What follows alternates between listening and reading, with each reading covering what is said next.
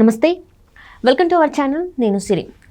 దేశవ్యాప్తంగా పలు రాష్ట్రాలలో ఉప ఎన్నికలు అయితే జరగడం జరిగింది. 13 అసెంబ్లీ స్థానాలలో ఉప ఎన్నికలు జరిగితే కేవలం 2 స్థానాలలో మాత్రమే బీజేపీ గెలవడం జరిగింది. మిగతా 11 స్థానాల్లో అయితే ఇండియా కూటమి గెలవడం జరిగింది. మరి ఇది మోదీ గారికి తొలి దెబ్బ అనుకోవచ్చా? సో ఈ అంశాన్ని మనకు వివరించడానికి మనతో పాటు ఉన్నారు ప్రముఖ సీనియర్ జర్నలిస్ట్ డివిఎస్ గారు. నమస్కారం సార్. నమస్తే సార్. ఇప్పుడు చూస్తుంటే మోదీ గారికి తొలి దెబ్బ తగిలిందేమో అనిపిస్తుంది. ఎందుకంటే కొన్ని రాష్ట్రాలలో, దేశవ్యాప్తంగా కొన్ని రాష్ట్రాలలో ఉప ఎన్నికలు జరుగుతాయి. అంటే 13 అసెంబ్లీ స్థానాలకు ఉప ఎన్నికలు జరిగితే కేవలం 2 స్థానాలకే ఆయన గెలుపు, అంటే బీజేపీకి గెలుపు వచ్చింది. మిగతా స్థానాలలో ఇండియా కూటమికి అయితే గెలుపు రావడం జరిగింది. మరి దీంతో మోదీ గారికి గడ్డు కాలం స్టార్ట్ అయిందని అనుకోవచ్చా? ఉప ఎన్నికల ఫలితాలు కేంద్రంలో ఉన్నటువంటి బీజేపీకి ఒక దెబ్బ.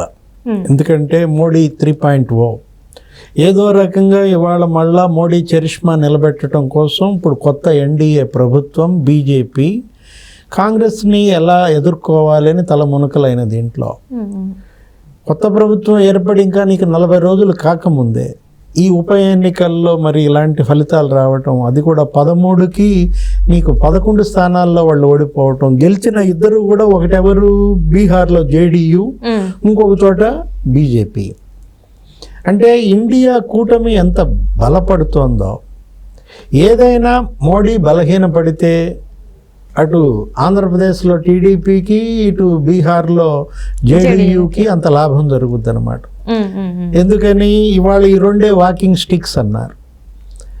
ఏదో కార్టూన్ కూడా మనం చూసాం. ఏంటి, మోడీని అటొక చేతికర్ర ఇటొక చేతికర్రగా మన చంద్రబాబు, నితీష్ కుమార్ అనే ఇది. దానిపైనే ఆమె ఎవరో లోక్సభలో కూడా మాట్లాడితే మన టీడీపీ ఎంపీ శబరి మామూలుగా సీరియస్ అవ్వాల. ఏమని, మేము అసలు ఊతకర్ర కాదు ఖడ్గం అంది. ఏంటి, తెలుగుదేశం ఖడ్గం అని అంటూ. ఇప్పుడు మోడీ బలహీనపడటం, రాహుల్ బలపడటం, ఇది రాబోయే ఎన్నికలకి ఒక రకమైనటువంటి దిశానిర్దేశంగా భావిస్తున్నారు. అసలు ఇది అనూహ్యం కూడా. ఈ స్థాయిలో కాంగ్రెస్ బలపడుద్దని కూడా ఊహించలేదు. ఉత్తరాదిలో ముందు కాంగ్రెస్ బలపడటం, ఆయన రాహుల్ గాంధీ అంటున్నటువంటి మాటలేంటి, నెక్స్ట్ టార్గెట్ మాది గుజరాత్ అంటున్నారు. అంటే చాప కింద నీరులా కాంగ్రెస్ విస్తరిస్తోంది. చివరికి సొంత రాష్ట్రంలోనే ఎసరు పెట్టే పరిస్థితి అన్నమాట. ఇవాళ రాహుల్ గనక గుజరాత్ కాన్సన్ట్రేషన్ పెంచినట్లయితే మోడీ, షా కోటలే బీటలు వారే అవకాశం ఉంది. మన లోక్సభ ఫలితాలు చూసాం. 52 సీట్ల నుంచి 100 సీట్లకు వచ్చేసింది కాంగ్రెస్. ఊహించని ఏ విధంగా రాహుల్ జనంతో కనెక్ట్ అయ్యాడు. వీళ్ళు రాహుల్ గాంధీని ఎంత విమర్శల పాలు చేస్తే, అతను అసమర్థుడని, పప్పు అని ఎలా ప్రజల్లో ఆయన పల్సం చేయాలని చూశారో, అవమానించారో మనం చూసాం. కానీ అతను పట్టు వదలకుండా ఏది ఒకటే, ఇది ప్రజలకి కనెక్ట్ అవ్వటమే లక్ష్యంగా మనం చూసాం. ఏది, భారత్ జోడో యాత్ర తీసుకున్నాడు. సౌత్ టు నార్త్, ఇక్కడ కన్యాకుమారి నుంచి కాశ్మీర్ దాకా రాహుల్ గాంధీ చేసినటువంటి ఆ జోడో పాదయాత్ర అనూహ్యంగా సక్సెస్ అయింది. 2 రాష్ట్రాల్లో ప్రభుత్వాలు వచ్చేసాయి. ఎక్కడ, కర్ణాటకలో బీజేపీ ఓటమికి అదే నీకు బాట వేసింది. కర్ణాటకలో బీజేపీ ఓటమి ప్రభావం, కాంగ్రెస్ గెలుపు ప్రభావం ఎక్కడ పడింది, తెలంగాణ మీద పడింది. తెలంగాణలో కాంగ్రెస్ ప్రభుత్వం వచ్చేసింది. ఇటు కర్ణాటకలో కాంగ్రెస్, ఇటు తెలంగాణలో కాంగ్రెస్, ఆంధ్రప్రదేశ్లో కూడా ఏదో రకంగా కాంగ్రెస్ మళ్ళా వేళ్ళూనుకోవాలని చూస్తోంది. షర్మిలకు అక్కడ అధ్యక్ష పదవి ఇచ్చి మొన్న మనం చూసాం, ఇండియా కూటమి ద్వారా వాళ్ళు కూడా వెళ్ళారు. కోర్స్ ఆశించిన ఫలితాలు ఆంధ్రప్రదేశ్లో రాకపోయినా అటు కుడి ఎడమ 2 చోట్ల కూడా నీకు కాంగ్రెస్ ప్రభుత్వాలు ఉండటం, అక్కడ కర్ణాటకలో డికే శివకుమార్, సిద్ధరామయ్య, తెలంగాణలో రేవంత్ రెడ్డి, శ్రీనివాసులు రెడ్డి, భట్టి, వీళ్ళందరూ కూడా మరి ఆంధ్రప్రదేశ్లో కూడా కాంగ్రెస్ని బలపరిచే ప్రయత్నం చేస్తున్నారు. మొన్న వైఎస్ఆర్ జయంతి సభకు కూడా అందరూ కట్టగట్టుకుని తెలంగాణ మంత్రులంతా కూడా రేవంత్ ఆధ్వర్యంలో వెళ్ళి షర్మిలకు సంఘీభావం ప్రకటించిన నేపథ్యంలో దక్షిణాదిలోనే కాదు, ఉత్తరాదిలో నీకు కాంగ్రెస్ బలపడతాం. దురదృష్టం ఏంటంటే మొన్న జరిగినటువంటి లోక్సభ ఎన్నికల్లో ఇండియా కూటమికి గనక ఇతర పార్టీలు కూడా పూర్తి చిత్తశుద్ధితో అంకిత భావంతో సఖ్యతతో పనిచేసి ఉంటే ఇంకా కనీసం 50-60 స్థానాల్లో గెలిచేవాళ్ళు.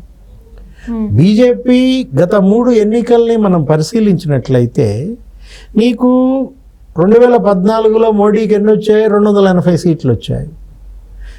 అదే 2019లో వచ్చేసరికి మరి ఆయనకి 303 సీట్లు వచ్చాయి. 303 సీట్లు వచ్చేసరికి వాళ్ళకి కన్ను మిన్ను కానలేదు. ఏంటి, నెత్తికెక్కాయి కళ్ళు. ఇక మోడీ అంటే ఇక అదొక చరిష్మాగా వ్యక్తి ఆరాధనగా మారుతున్న నేపథ్యంలో మోడీని చూసి మోడీ ఓటేయమని అడిగిన నేపథ్యంలో బీజేపీ సైడ్ అయిపోయింది. మోడీ అనేదే ఇవాళ ప్రముఖమైన దీంట్లో. ఆర్ఎస్ఎస్ కూడా కారణం అదే అంది మొన్నటి ఓటమికి. 303 నుంచి ఒక్కసారి సడన్ డ్రాప్ 60 సీట్లు కోల్పోయింది. 2014 కన్నా సీట్లు తగ్గిన నేపథ్యంలో మనం ఊహించలేదన్నమాట ఏది 240కే పరిమితం అవుతుందని. ఇప్పుడు ఇవాళ ఈ పరిస్థితుల్లో ఏం చేసింది, తెలుగుదేశం పైన మరి జేడీయూ పైన ఆధారపడాల్సిన పరిస్థితి.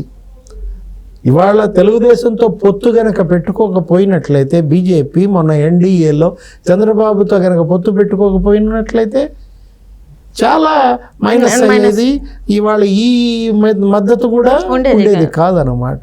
అటు నితీష్ కుమార్ ఇండియా కూటమిలో ఉన్నాడు నిన్నటి దాకా. ఏం చేశాడు, కరెక్ట్గా ఎలక్షన్ ముందు మళ్ళీ జంప్ చేశాడు బీహార్లో.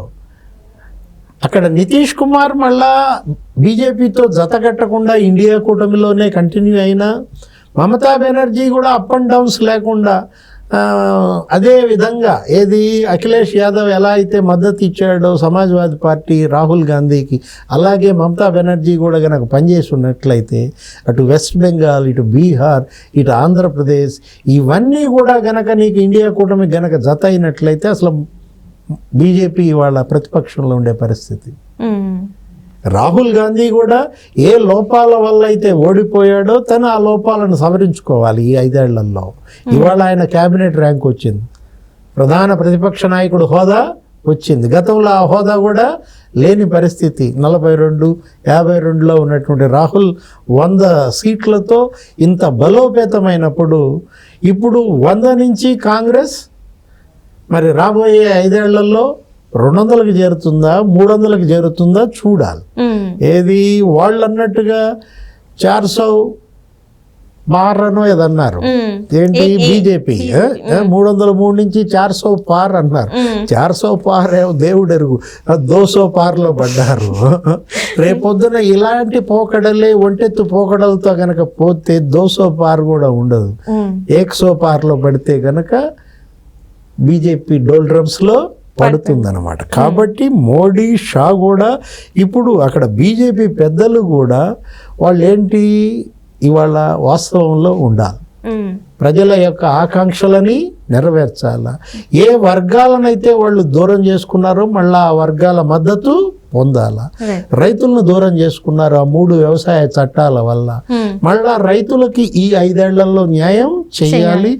ఎక్కడ పోగొట్టుకున్నారో బీజేపీ అక్కడ ఎతుక్కుంటే తప్ప మళ్ళా 300 పార్కి చేరే అవకాశం లేదు. Right sir, thank you so much sir. నమస్తే.